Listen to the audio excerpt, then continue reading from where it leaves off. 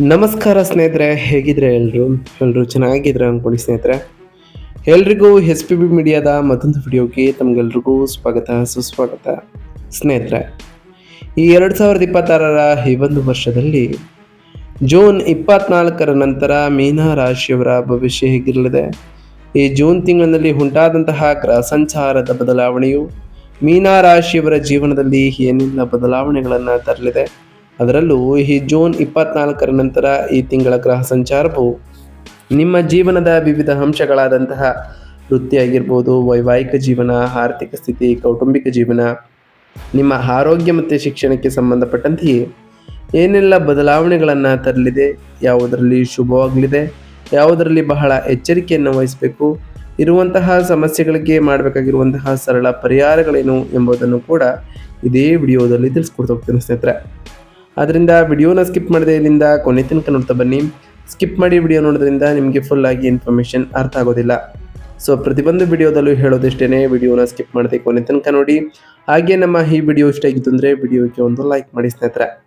ಯಾರೇನು ನಮ್ಮ ಚಾನಲ್ನ ಸಬ್ಸ್ಕ್ರೈಬ್ ಮಾಡ್ಕೊಂಡಿಲ್ಲ ಅವರು ಈಗಲೇ ಸಬ್ಸ್ಕ್ರೈಬ್ ಮಾಡ್ಕೊಳ್ಳಿ.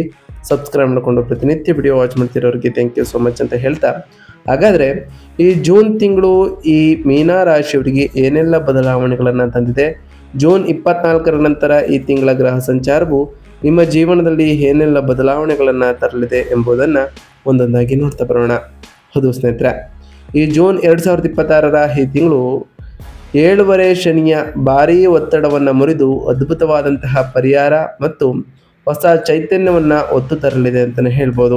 ನಿಮ್ಮ ರಾಶಿಯಲ್ಲಿ ನೆಲೆಸಿರುವ ಶನಿಯು ಶಿಸ್ತುಬದ್ಧ ಮತ್ತು ಕಠಿಣ ಪರಿಶ್ರಮವನ್ನು ಬಯಸುತ್ತಲೇ ಇರುತ್ತಾನಾದರೂ ಜೂನ್ ಮೊದಲ ವಾರದಲ್ಲಿಯೇ ನಿಮ್ಮ ರಾಶಿ ಅಧಿಪತಿ ಗುರು ತನ್ನ ಉಚ್ಚ ಸ್ಥಾನವನ್ನು ಪಡೆಯಲು 5ನೇ ಮನೆಯಾದಂತಹ ಕಟಕ ರಾಶಿಗೆ ಆಲ್ರೆಡಿ ಪ್ರವೇಶವನ್ನು ಮಾಡಿರೋ ಕಾರಣ ಈ ತಿಂಗಳು ಕತ್ತಲೆಯಿಂದ ಓಡಿಸುವ ದೈವಿಕ ಬೆಳಕಿನಂತೆ ಈ ತಿಂಗಳು ಕಾರ್ಯವನ್ನು ನಿರ್ವಹಿಸಲಿದೆ. 5ನೇ ಮನೆಯಿಂದ ಉಚ್ಚ ಸ್ಥಾನದಲ್ಲಿ ಗುರು ತನ್ನ ಶುಭ ಮತ್ತು ಅಮೃತ ಸಮಾನವಾದ ದೃಷ್ಟಿಯನ್ನು ನೇರವಾಗಿ ನಿಮ್ಮ ಜನ್ಮ ರಾಶಿಯಲ್ಲಿ ಭಾಗ್ಯಸ್ಥಾನ ಮತ್ತು ಲಾಭ ಸ್ಥಾನದ ಮೇಲೆ ಪ್ರಭಾವವನ್ನು ಬೀರಲಿದ್ದಾರೆ. ಈ ಗ್ರಹಗತಿಯು ನಿಮ್ಮ ಆರ್ಥಿಕ ಶಕ್ತಿ ಮತ್ತು ಒಟ್ಟಾರೆ ಅದೃಷ್ಟವನ್ನು ಸರ್ವೋಚ್ಚ ಎತ್ತರಕ್ಕೆ ಕೊಂಡೊಯ್ಯಲಿದೆ ಅಂತಲೇ ಹೇಳ್ಬೋದು. ಹಾಗೂ ಮಂಗಳನ ಶುಭ ಸಂಚಾರವು ನಿಮಗೆ ಸಾಟಿ ಇಲ್ಲದಂತಹ ಧೈರ್ಯವನ್ನು ಕೂಡ ಖಚಿತಪಡಿಸಲಿದೆ ಅಂತಲೇ ಹೇಳ್ಬೋದು. ಒಟ್ಟಾರೆಯಾಗಿ ಸಾಕಷ್ಟು ಬದಲಾವಣೆಗಳನ್ನು ತರಲಿದೆ. ಹಾಗಾದರೆ ಈ ಜೂನ್ ತಿಂಗಳಿನಲ್ಲಿ ಮೀನ ರಾಶಿಯವರಿಗೆ ಇರತಕ್ಕಂತಹ ಪ್ರಮುಖ ಗ್ರಹ ಸಂಚಾರಗಳೇನು, ಅವುಗಳ ಪ್ರಭಾವ ಹೇಗಿರಲಿದೆ ಎಂಬುದನ್ನು ಒಂದೊಂದಾಗಿ ನೋಡ್ತಾ ಬರೋಣ ಸ್ನೇಹಿತರೆ. ಹೌದು ಸ್ನೇಹಿತರೆ, ಮೊದಲನೇದಾಗಿ ಗುರುಗ್ರಹದ ವಿಚಾರಕ್ಕೆ ಬರೋದಾದರೆ 5ನೇ ಮನೆಯ ಉಚ್ಚ ಸ್ಥಾನದಲ್ಲಿ ಮೊದಲ ವಾರದಲ್ಲಿಯೇ ಪ್ರವೇಶವನ್ನು ಮಾಡಿರತಕ್ಕಂತಹ ಗುರುವು ಬುದ್ಧಿಸ್ಥಾನದಲ್ಲಿ ಇರೋ ಕಾರಣ ಜ್ಞಾನದ ವೃದ್ಧಿಯನ್ನು ಈ ಟೈಮ್ನಲ್ಲಿ ಕಾಣಲಿದ್ದೀರಿ. ಸಂತಾನ ಭಾಗ್ಯ ಉಂಟಾಗಲಿದೆ. ಉದ್ಯೋಗದಲ್ಲಿ ರಾಜಯೋಗ ಮತ್ತು ಹೂಡಿಕೆಗಳಿಂದ ಭಾರಿ ಧನಲಾಭವನ್ನು ಗುರು ಸಂಚಾರದ ಸಮಯದಲ್ಲಿ ಈ ರಾಶಿಯವರು ಕಂಡಿದ್ದೀರಿ. ಇನ್ನು ಸೂರ್ಯಗ್ರಹದ ವಿಚಾರಕ್ಕೆ ಬರೋದಾದರೆ 3 ಮತ್ತು 4ನೇ ಮನೆಯಲ್ಲಿ ಸೂರ್ಯನು ಈ ತಿಂಗಳು ಸಂಚಾರವನ್ನು ಮಾಡಲಿದ್ದು ಜೂನ್ 15ರವರೆಗೆ 3ನೇ ಮನೆಯಲ್ಲಿ ಪರಾಕ್ರಮ ಮತ್ತು ಸ್ಪರ್ಧೆಗಳಲ್ಲಿ ವಿಜಯವನ್ನು ತರ್ತಾ ಬಂದರೆ, ಅದಾದ ನಂತರ 4ನೇ ಮನೆಗೆ ಅಂದರೆ ಮಿಥುನ ರಾಶಿಗೆ ಬದಲಾಗಿ ಮನೆಯಲ್ಲಿ ಅಧಿಕಾರಯುತ ಘರ್ಷಣೆಗಳು ಮತ್ತು ತಾಯಿಯ ಆರೋಗ್ಯದ ಬಗ್ಗೆ ಕಾಳಜಿಯನ್ನು ವಹಿಸುವಂತೆ ಸೂಚನೆಯನ್ನು ಕೊಡಲಿದ್ದಾರೆ. ಇನ್ನು ಶುಕ್ರಗ್ರಹದ ವಿಚಾರಕ್ಕೆ ಬರೋದಾದರೆ 4 ಮತ್ತು 5ನೇ ಮನೆಯಲ್ಲಿ ಈ ತಿಂಗಳು ಸಂಚಾರವನ್ನು ಮಾಡಿರ್ತಕ್ಕಂತಹ ಶುಕ್ರನು ಜೂನ್ 8ರವರೆಗೆ 4ನೇ ಮನೆಯಲ್ಲಿ ಇರೋ ಕಾರಣ ಕೌಟುಂಬಿಕ ಸಂತೋಷವನ್ನು ಈ ರಾಶಿಯವರು ಕಂಡಿರ್ತೀರಿ. ಅದಾದ ನಂತರ 5ನೇ ಮನೆಗೆ ಪ್ರವೇಶಿಸಿ ಉಚ್ಚ ಗುರುವಿನೊಂದಿಗೆ ಸೇರುವುದರಿಂದ ಕಲಾವಿದರಿಗೆ ಅದ್ಭುತವಾದಂತಹ ಯಶಸ್ಸು ಮತ್ತು ಗಾಢವಾದಂತಹ ಪ್ರೀತಿ ಹೆಚ್ಚಾಗಲಿದೆ ಅಂತಲೇ ಹೇಳ್ಬೋದು. ಇನ್ನು ಮಂಗಳ ಗ್ರಹದ ವಿಚಾರಕ್ಕೆ ಬರೋದಾದರೆ 2 ಮತ್ತು 3ನೇ ಮನೆಯಲ್ಲಿ ಮಂಗಳನು ಈ ತಿಂಗಳು ಸಂಚಾರವನ್ನು ಮಾಡಲಿದ್ದು ಜೂನ್ 21ರವರೆಗೆ ತನ್ನದೇ ಆದ 2ನೇ ಮನೆಯಲ್ಲಿ ಬಲವಾದ ಆರ್ಥಿಕ ಸಂಪನ್ಮೂಲಗಳನ್ನು ಮಾಡಲಿದ್ದು, ಅದಾದ ನಂತರ 3ನೇ ಮನೆಗೆ ಪ್ರವೇಶವನ್ನು ಉಂಟು ಮಾಡಿ ಅಪಾರವಾದಂತಹ ಧೈರ್ಯ, ಗುರಿಗಳ ಸಾಕಾರ ಮತ್ತು ಲಾಭದಾಯಕ ಪ್ರಯಾಣಗಳನ್ನು ಕರುಣಿಸಲಿದ್ದಾರೆ ಅಂತಲೇ ಹೇಳ್ಬೋದು. ಇನ್ನು ಬುಧ ಗ್ರಹದ ವಿಚಾರಕ್ಕೆ ಬರೋದಾದರೆ 4 ಮತ್ತು 5ನೇ ಮನೆಯಲ್ಲಿ ಬುಧನು ಈ ತಿಂಗಳು ಸಂಚಾರವನ್ನು ಮಾಡಲಿದ್ದು ಜೂನ್ 22ರವರೆಗೆ ತನ್ನದೇ ಆದಂತಹ 4ನೇ ಮನೆಯಲ್ಲಿ ನಿಂತು ಇದರಿಂದ ಆಸ್ತಿ ಅಥವಾ ವಾಹನಗಳ ಮೂಲಕ ಲಾಭಗಳನ್ನು ತರ್ತಾ ಬಂದರೆ, ಅದಾದ ನಂತರ ಏಕಾಗ್ರತೆಗಾಗಿ 5ನೇ ಮನೆಯಲ್ಲಿ ಉಚ್ಚ ಸ್ಥಾನದಲ್ಲಿ ಗುರುವಿನೊಂದಿಗೆ ಕೈ ಜೋಡಿಸೋದ್ರಿಂದ ಸಾಕಷ್ಟು ಬದಲಾವಣೆಗಳನ್ನು ಈ ರಾಶಿಯವರು ಕಾಣಲಿದ್ದೀರಿ. ಇನ್ನು ಶನಿಗ್ರಹದ ವಿಚಾರಕ್ಕೆ ಬರೋದಾದರೆ 1ನೇ ಮನೆಯ ಮೀನ ರಾಶಿಯಲ್ಲಿ ಸ್ಥಿತಿಯಲ್ಲಿ ಇರತಕ್ಕಂತಹ ಶನಿಯು ನಿಮ್ಮ ರಾಶಿಯಲ್ಲಿಯೇ ಶನಿಯ ಮಧ್ಯದ ಹಂತದ ಸಂಚಾರವೂ ಕೂಡ ಉಂಟಾಗುವ ಕಾರಣ ನಿರಂತರ ದೈಹಿಕ ಶ್ರಮ, ಅಚಲವಾದಂತಹ ಶಿಸ್ತು ಮತ್ತು ಕ್ರಮಬದ್ಧವಾಗಿ ಕೆಲಸವನ್ನು ಇದು ಬಯಸಲಿದೆ ಅಂತಲೇ ಹೇಳ್ಬೋದು. ಇದರಿಂದ ಸಾಕಷ್ಟು ಬದಲಾವಣೆಗಳನ್ನು ಈ ರಾಶಿಯವರು ಕಾಣ್ಬೋದಾಗಿದೆ. ಇನ್ನು ಈ ಜೂನ್ 24ರ ನಂತರ ಈ ರಾಶಿಯವರ ವೃತ್ತಿ ಮತ್ತು ಉದ್ಯೋಗದ ವಿಚಾರದಲ್ಲಿ ಏನೆಲ್ಲ ಬದಲಾವಣೆಗಳು ಆಗಲಿದೆ ಎಂಬುದನ್ನು ನೋಡ್ತಾ ಬರೋದಾದರೆ, ಉದ್ಯೋಗಿಗಳಿಗೆ ಈ ಜೂನ್ ತಿಂಗಳು ಅತ್ಯಂತ ಪ್ರಗತಿಪರ ಮತ್ತು ವಾತಾವರಣದ ಭರವಸೆಯನ್ನು ನೀಡ್ತಾ ಬರ್ತದೆ. ನಿಮ್ಮ ರಾಶಿಯಾಧಿಪತಿಯಾದಂತಹ ಮತ್ತು ಕರ್ಮಾಧಿಪತಿಯಾದಂತಹ ಗುರು ಜೂನ್ ಮೊದಲ ವಾರದಲ್ಲಿಯೇ 5ನೇ ಮನೆಯಲ್ಲಿ ಉಚ್ಚ ಸ್ಥಾನವನ್ನು ತಲುಪಿರೋ ಕಾರಣ ನಿಮ್ಮ ವೃತ್ತಿ ಜೀವನಕ್ಕೆ ಪ್ರಬಲ ಮತ್ತು ಚೇತರಿಸಿಕೊಳ್ಳುವಂತಹ ಅಡಿಪಾಯವನ್ನು ಇದು ಸ್ಥಾಪಿಸ್ತಾ ಬಂದಿದೆ. ಕೆಲಸದ ಸ್ಥಳದಲ್ಲಿ ನೀವು ಪರಿಚಯಿಸುವಂತಹ ಕಾರ್ಪೊರೇಟ್ ತಂತ್ರಗಳು ಮತ್ತು ವಿಶ್ಲೇಷಣಾತ್ಮಕ ಆಲೋಚನೆಗಳು ನಿಮ್ಮ ಆಡಳಿತ ಮಂಡಳಿಯಿಂದ ಅದ್ಭುತವಾದಂತಹ ಪ್ರಶಂಸೆಯನ್ನು ಕೂಡ ಪಡೆದುಕೊಳ್ತಾ ಹೋಗ್ತವೆ. ನಿಮ್ಮ ರಾಶಿಯಲ್ಲಿ ಶನಿ ಇರುವುದರಿಂದ ನೀವು ಪಡುತ್ತಿರುವ ಕಠಿಣ ಶ್ರಮಕ್ಕೆ ಈಗ ತಕ್ಕಂತಹ ಪ್ರತಿಫಲವೂ ಕೂಡ ದೊರೆಯಲಿದೆ. ವಿಶೇಷವಾಗಿ ಶಿಕ್ಷಕರು, ಕಾನೂನು ಸಲಹೆಗಾರರು, ಸಂಪತ್ತು ವ್ಯವಸ್ಥಾಪಕರು ಮತ್ತು ಸಾಫ್ಟ್ವೇರ್ ವೃತ್ತಿಪರರಿಗೆ ಈ ತಿಂಗಳು ಉನ್ನತ ಮಟ್ಟದ ಉದ್ಯೋಗ ಬಡ್ತಿಗಳನ್ನು ಮತ್ತು ಪ್ರೀಮಿಯಂ ವೃತ್ತಿ ಪ್ರಗತಿಗಳನ್ನು ತೆರೆಯಲಿದೆ ಅಂತಲೇ ಹೇಳ್ಬೋದು. ಜೂನ್ 21ರಂದು ಮಂಗಳನು ಪರಾಕ್ರಮದ 3ನೇ ಮನೆಗೆ ಕಾಲಿಡುತ್ತಿದ್ದಂತೆ ನಿಮ್ಮ ಕಾರ್ಪೊರೇಟ್ ನಾಯಕತ್ವದ ಗುಣಗಳು ಗಮನಾರ್ಹವಾಗಿ ಬಲಗೊಳ್ಳಲಿದೆ. ಬಾಕಿ ಉಳಿದಿರುವಂತಹ ಕಾರ್ಯಗಳನ್ನು ಅತ್ಯಂತ ವೇಗವಾಗಿ ಕಾರ್ಯಗತಗೊಳಿಸಲು ಇದು ನಿಮಗೆ ಬಹಳಷ್ಟು ಸಹಾಯವನ್ನು ಮಾಡಲಿದೆ ಅಂತಲೇ ಹೇಳ್ಬೋದು. ಈ ಜೂನ್ 24ರ ನಂತರವೂ ಕೂಡ ಮಂಗಳನ ಸಂಚಾರವು ನಿಮ್ಮ ಜೀವನದಲ್ಲಿ ಸಾಕಷ್ಟು ಬದಲಾವಣೆಗಳನ್ನು ತರಲಿದ್ದು ನಿಮ್ಮ ಜೀವನದಲ್ಲಿ ಲಾಭಗಳನ್ನು ತರಲಿದೆ. ಇನ್ನು ವ್ಯಾಪಾರ ಮತ್ತು ಸ್ವಯಂ ಉದ್ಯೋಗದ ವಿಚಾರಕ್ಕೆ ಬರೋದಾದರೆ, ಈ ರಾಶಿಯವರು ಸ್ವತಂತ್ರ ವ್ಯಾಪಾರಸ್ಥರಾಗಿದ್ದರೆ ಹೂಡಿಕೆಗಳನ್ನು ಮಾಡಲು ಮತ್ತು ಭಾರೀ ಲಾಭಗಳನ್ನು ಗಳಿಸಲು ಈ ಜೂನ್ ತಿಂಗಳು ಅತ್ಯಂತ ಸೂಕ್ತವಾದಂತಹ ಅವಧಿಯಾಗಿತ್ತು.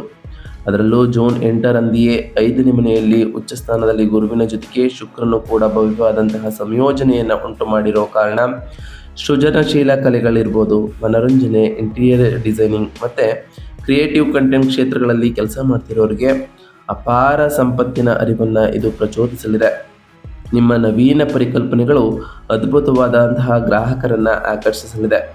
ಅದರಲ್ಲೂ ಜೂನ್ 22ರವರೆಗೆ ನಿಮ್ಮ ವ್ಯಾಪಾರ ಸ್ಥಾನದ ಅಧಿಪತಿಯಾದಂತಹ ಬುಧನು ತನ್ನದೇ ಆದ 4ನೇ ಮನೆಯಲ್ಲಿ ಬಲವಾಗಿ ನೆಲೆಸಿರುವುದರಿಂದ ರಿಯಲ್ ಎಸ್ಟೇಟ್ ಅಭಿವೃದ್ಧಿ, ನಿರ್ಮಾಣ ವಲಯಗಳು ಮತ್ತು ವಾಹನ ವ್ಯವಹಾರಗಳಲ್ಲಿ ಲಾಭದಾಯಕ ಒಪ್ಪಂದಗಳು ಸುಗಮವಾಗಿ ಸಾಕಾರಗೊಳ್ಳುತ್ತದೆ. ನಿಮ್ಮ ವಾಣಿಜ್ಯ ಸಹವರ್ತಿಗಳೊಂದಿಗಿನ ಸಂಬಂಧಗಳು ಗಮನಾರ್ಹವಾಗಿ ಸುಧಾರಿಸಲಿದೆ ಅಂತಲೇ ಹೇಳ್ಬೋದು. ಈ ಜೂನ್ 24ರ ನಂತರ ಮಂಗಳನ ಪ್ರಭಾವವು ನಿಮ್ಮ ಮೇಲೆ ಇರೋದ್ರಿಂದ, ಹಾಗೆ ಬುಧನ ಪ್ರಭಾವವು ಕೂಡ ನಿಮ್ಮ ವ್ಯಾಪಾರದ ಮೇಲೆ ಇರೋದ್ರಿಂದ ಸಾಕಷ್ಟು ಬದಲಾವಣೆಗಳನ್ನು ಕಾಣಲಿದ್ದೀರಿ. ಇನ್ನು ಆರ್ಥಿಕ ಸ್ಥಿತಿ ಮತ್ತು ಸಂಪತ್ತಿನ ವಿಚಾರಕ್ಕೆ ಬರೋದಾದರೆ, ಆರ್ಥಿಕವಾಗಿ ಈ ಜೂನ್ ತಿಂಗಳು ನಿಮ್ಮನ್ನು ಸಂಪೂರ್ಣವಾಗಿ ತೃಪ್ತಿಪಡಿಸಲಿದೆ ಅಂತಲೇ ಹೇಳ್ಬೋದು. 5ನೇ ಮನೆಯಲ್ಲಿರ್ತಕ್ಕಂತಹ ಗುರುವು ನಿಮ್ಮ ಲಾಭಸ್ಥಾನ, ಭಾಗ್ಯಸ್ಥಾನದ ಮೇಲೆ ತನ್ನ ಶುಭ ದೃಷ್ಟಿಯನ್ನು ಬೀರುವುದರಿಂದ ಅದ್ಭುತವಾದಂತಹ ಧನಯೋಗವು ತೆರೆದುಕೊಳ್ಳುತ್ತದೆ. ಶೇರ್ ಮಾರ್ಕೆಟ್ಗಳಿರ್ಬೋದು, ವ್ಯಾಪಾರ ಅಥವಾ ಬಂಡವಾಳ ಹೂಡಿಕೆಗಳು ಅತ್ಯಂತ ಲಾಭದಾಯಕ ಆದಾಯವನ್ನು ಈ ರಾಶಿಯವರಿಗೆ ನೀಡಲಿದೆ. ನಿಮ್ಮ ಧನಾಧಿಪತಿಯಾದಂತಹ ಮಂಗಳನು ಜೂನ್ 21ರವರೆಗೆ ತನ್ನದೇ ಆದ ಮನೆಯಲ್ಲಿ ಅತ್ಯಂತ ಸುಂದರವಾಗಿ ನೆಲೆಸಿರುವುದರಿಂದ ಆರ್ಥಿಕ ಸಂಪನ್ಮೂಲಗಳು ಯಾವುದೇ ಅಡೆತಡೆ ಇಲ್ಲದೆ ನಿಮ್ಮ ಕೈಯನ್ನು ಸೇರಲಿದೆ. ಪೂರ್ವಜರ ಆಸ್ತಿಗಳ ಮೂಲಕ ಅಥವಾ ದೀರ್ಘಕಾಲದಿಂದ ಬಾಕಿ ಉಳಿದಂತಹ ಹಣದ ಮೂಲಕ ಹಠಾತ್ ಧನಲಾಭಗಳು ಕೂಡ ಸಾಕಾರಗೊಳ್ಳಲಿದೆ. ಈ ಜೂನ್ 24ರ ನಂತರ ನಿಮ್ಮ ರಾಶಿಯಲ್ಲಿ ಶನಿ ಇರುವುದರಿಂದ ಈ ಬರುವ ಆದಾಯದ ದೀರ್ಘಕಾಲೀನ ರಿಯಲ್ ಎಸ್ಟೇಟ್ ಆಸ್ತಿಗಳು ಅಥವಾ ಸ್ಥಿರ ಹೂಡಿಕೆಗಳಿಂದ ಸುರಕ್ಷಿತವಾಗಿ ಭದ್ರಪಡಿಸಿಕೊಳ್ಳುವುದು ಬಹಳಷ್ಟು ಸೂಕ್ತವಾಗಿರಲಿದೆ. ಇನ್ನು ಈ ರಾಶಿಯವರ ಆರೋಗ್ಯ ಮತ್ತು ಯೋಗಕ್ಷೇಮದ ವಿಚಾರಕ್ಕೆ ಬರೋದಾದರೆ, ಈ ಮೀನ ರಾಶಿಯವರಿಗೆ ನಿಮ್ಮ ಜನ್ಮ ರಾಶಿಯಲ್ಲಿ ಶನಿಯು ಸಂಚರಿಸುವುದರಿಂದ ಸಾಂದರ್ಭಿಕವಾಗಿ ತಾತ್ಕಾಲಿಕ ಆಲಸ್ಯ, ದೈಹಿಕ ಆಯಾಸ ಅಥವಾ ಸಣ್ಣ ಪುಟ್ಟ ಕೀಲು ನೋವುಗಳನ್ನು ಉಂಟು ಮಾಡಬಹುದಾದರೂ ನಿಮ್ಮ ರಾಶಿಯ ಮೇಲೆ 5ನೇ ಮನೆಯ ಉಚ್ಚ ಗುರುವಿನ ಮಂಗಳಕರ ದೃಷ್ಟಿಯು ದೈವಿಕ ರಕ್ಷಣಾ ಕವಚವಾಗಿ ಕಾರ್ಯವನ್ನು ನಿರ್ವಹಿಸಲಿದೆ. ಇದು ನಿಮ್ಮ ಮೂಲಭೂತ ಜೀವಶಕ್ತಿಯನ್ನು ರಕ್ಷಿಸಲಿದೆ ಮತ್ತು ನಿಮ್ಮ ರೋಗ ನಿರೋಧಕ ಶಕ್ತಿಯನ್ನು ಗಮನಾರ್ಹವಾಗಿ ಸುಧಾರಿಸಲಿದೆ ಅಂತಲೇ ಹೇಳ್ಬೋದು. ಇಂದಿನ ದೈಹಿಕ ತೊಡಕುಗಳಿಂದ ತ್ವರಿತವಾಗಿ ಚೇತರಿಸಿಕೊಳ್ಳಲು ಬಹಳಷ್ಟು ಸಹಾಯವನ್ನು ಮಾಡಲಿದೆ. ಅದರಲ್ಲೂ ಈ ಜೂನ್ 15ರಂದು ಸೂರ್ಯನು ನಿಮ್ಮ 4ನೇ ಮನೆಗೆ ಪ್ರವೇಶವನ್ನು ಮಾಡುವುದು ದೇಹದ ಉಷ್ಣತೆಯನ್ನು ಹೆಚ್ಚಿಸಬಹುದು. ಗ್ಯಾಸ್ಟ್ರಿಕ್ ಆಮ್ಲೀಯತೆ, ಎದೆಯುರಿ ಅಥವಾ ರಕ್ತದೊತ್ತಡದಲ್ಲಿ ಸಣ್ಣ ಪುಟ್ಟ ವ್ಯತ್ಯಾಸಗಳು ಕಾಣಿಸಿಕೊಳ್ಬೋದು. ಆರೋಗ್ಯಕರ ಸ್ವಚ್ಛವಾದ ಆಹಾರ ಪದ್ಧತಿಯನ್ನು ಅಳವಡಿಸಿಕೊಳ್ಳುವುದು ಮತ್ತು ಮಾನಸಿಕ ಒತ್ತಡವನ್ನು ನಿವಾರಿಸುವುದು ಈ ರಾಶಿಯವರಿಗೆ ಯೋಗಕ್ಷೇಮವನ್ನು ಸಂಪೂರ್ಣವಾಗಿ ಪರಿಪೂರ್ಣವಾಗಿರಿಸಲಿದೆ. ಇನ್ನು ಈ ರಾಶಿಯವರ ಕುಟುಂಬ ಮತ್ತು ಸಂಬಂಧಗಳ ವಿಚಾರಕ್ಕೆ ಬರೋದಾದರೆ, ಈ ಮೀನ ರಾಶಿಯವರಿಗೆ ನಿಮ್ಮ ವೈಯಕ್ತಿಕ ಜೀವನವು ಆಳವಾದಂತಹ ಪ್ರೀತಿ ಮತ್ತು ಸೌಹಾರ್ದತೆಯಿಂದ ಸಮೃದ್ಧವಾಗಲಿದೆ. 5ನೇ ಮನೆಯೊಳಗೆ ಉಚ್ಚ ಸ್ಥಾನದಲ್ಲಿ ಗುರು ಮತ್ತು ಶುಕ್ರನ ಸಂಯೋಗವು ಅವಿವಾಹಿತರಿಗೆ ತಮ್ಮ ನೆಚ್ಚಿನ ವ್ಯಕ್ತಿಯೊಂದಿಗೆ ವಿವಾಹದ ಬಂಧಕ್ಕೆ ಒಳಗಾಗಲು ಅತ್ಯಂತ ಸುಂದರವಾದಂತಹ ಮಾರ್ಗಗಳನ್ನು ಸೃಷ್ಟಿ ಮಾಡಲಿದೆ. ಅದರಲ್ಲೂ ಸಂತಾನಕ್ಕಾಗಿ ಕಾಯುತ್ತಿರುವ ವಿವಾಹಿತ ದಂಪತಿಗಳಿಗೆ ಮಗುವಿನ ಜನನದ ಬಗ್ಗೆ ಸಂತೋಷದ ಸುದ್ದಿಯೂ ಕೂಡ ಸಿಗಲಿದೆ. ನಿಮ್ಮ ಮಕ್ಕಳಿಂದ ಆಗುವಂತಹ ಅದ್ಭುತ ಶೈಕ್ಷಣಿಕ ಅಥವಾ ವೃತ್ತಿಪರ ಪ್ರಗತಿಯು ನಿಮ್ಮನ್ನು ಅಪಾರವಾಗಿ ಹೆಮ್ಮೆ ಪಡುವಂತೆ ಮಾಡಲಿದೆ.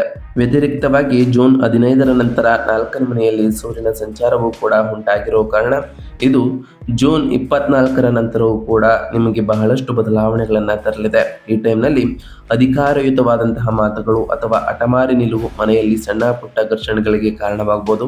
ಹಾಗೆ ರಿಯಲ್ ಎಸ್ಟೇಟ್ ಅಥವಾ ಕೌಟುಂಬಿಕ ವಿಷಯಗಳಲ್ಲಿ ಅಹಂಕಾರದ ವಾದಗಳಿಂದ ದೂರವಿರುವುದು ಕೂಡ ಈ ರಾಶಿಯವರಿಗೆ ಒಳ್ಳೆಯದು.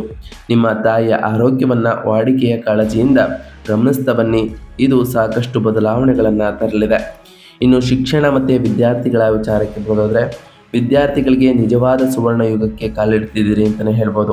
ಏಕೆಂದರೆ ನಿಮ್ಮ ವಿದ್ಯಾಸ್ಥಾನದಲ್ಲಿ ಗುರು ಮತ್ತು ಶುಕ್ರರ ಸಂಯೋಗವು ಅತ್ಯಂತ ಸುಂದರವಾಗಿ ಸಮೃದ್ಧವಾಗಿ ಇರೋದರಿಂದ ಜೂನ್ 22ರಂದು 4ನೇ ಮನೆಯ ಅಧಿಪತಿ ಬುಧನು ಅವರೊಂದಿಗೆ ಸೇರಿರೋ ಕಾರಣ ನಿಮ್ಮ ಸಂಪೂರ್ಣ ಏಕಾಗ್ರತೆ ಮತ್ತು ನೆನಪಿನ ಶಕ್ತಿ ಉತ್ತುಂಗ ಸ್ಥಾನದಲ್ಲಿ ಇರಲಿದೆ.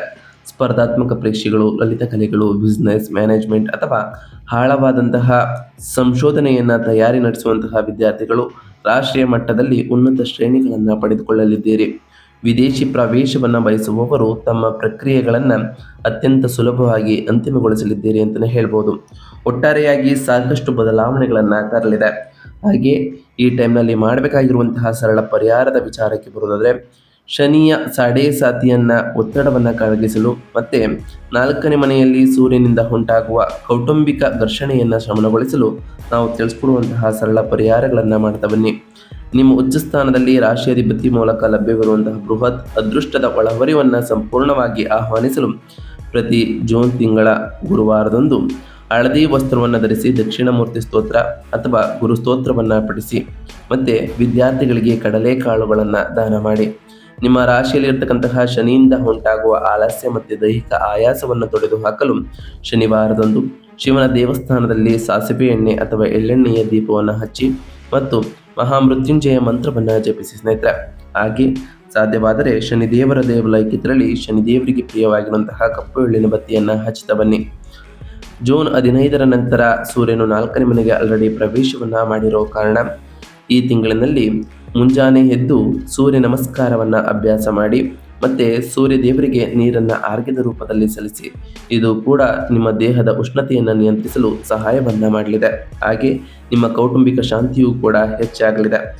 ಹಾಗೆ ಪ್ರತಿ ಶುಕ್ರವಾರದಂದು ತಾಯಿ ಜಗನ್ಮಾತೆಯಾದಂತಹ ಲಕ್ಷ್ಮೀ ದೇವಿಗೆ ಪೂಜೆಯನ್ನು ಸಲ್ಲಿಸಿ ಲಕ್ಷ್ಮೀ ದೇವಿಗೆ ಪ್ರಿಯವಾಗಿರುವಂತಹ ಬಿಳಿ ಹೂವುಗಳನ್ನು ಇಟ್ಟು ಪೂಜೆಯನ್ನು ಸಲ್ಲಿಸೋದ್ರಿಂದ ನಿಮ್ಮ ಮನೆಯಲ್ಲಿ ಸುಖ ಸಮೃದ್ಧಿಯ ಜೊತೆಗೆ ಸಂಪತ್ತು ಕೂಡ ಹೆಚ್ಚಾಗಲಿದೆ. ನಾವು ತಿಳಿಸ್ಕೊಟ್ಟಿರುವಂತಹ ಈ ಎಲ್ಲ ಸರಳ ಪರಿಹಾರಗಳನ್ನು ಈ ರಾಶಿಯವರು ಮಾಡಿದ್ದೆ ಆದರೆ ಸಾಕಷ್ಟು ಬದಲಾವಣೆಗಳನ್ನು ಕಾಣಲಿದ್ದೀರಿ ಅಂತ ಹೇಳ್ತಾ ಇದಾಗಿತ್ತು ಇವತ್ತಿನ ಒಂದು ವಿಡಿಯೋ ಸ್ನೇಹಿತರೆ. ವಿಡಿಯೋ ಇಷ್ಟ ಆಗಿತ್ತು ಅಂದರೆ ವಿಡಿಯೋಗೆ ಒಂದು ಲೈಕ್ ಮಾಡಿ. ಯಾರೇನು ನಮ್ಮ ಚಾನಲ್ನ ಸಬ್ಸ್ಕ್ರೈಬ್ ಮಾಡ್ಕೊಂಡಿಲ್ಲ ಅವರು ಈಗಲೇ ಸಬ್ಸ್ಕ್ರೈಬ್ ಮಾಡ್ಕೊಳ್ಳಿ. ಸಬ್ಸ್ಕ್ರೈಬ್ ಮಾಡ್ಕೊಂಡು ಪ್ರತಿನಿತ್ಯ ವಿಡಿಯೋ ವಾಚ್ ಮಾಡ್ತಿರೋರಿಗೆ ಥ್ಯಾಂಕ್ ಯು ಸೊ ಮಚ್ ಅಂತ ಹೇಳ್ತಾ ಸಿಗ್ತೀನಿ ಮತ್ತೊಂದು ವಿಡಿಯೋದೊಂದಿಗೆ. Thank you for watching.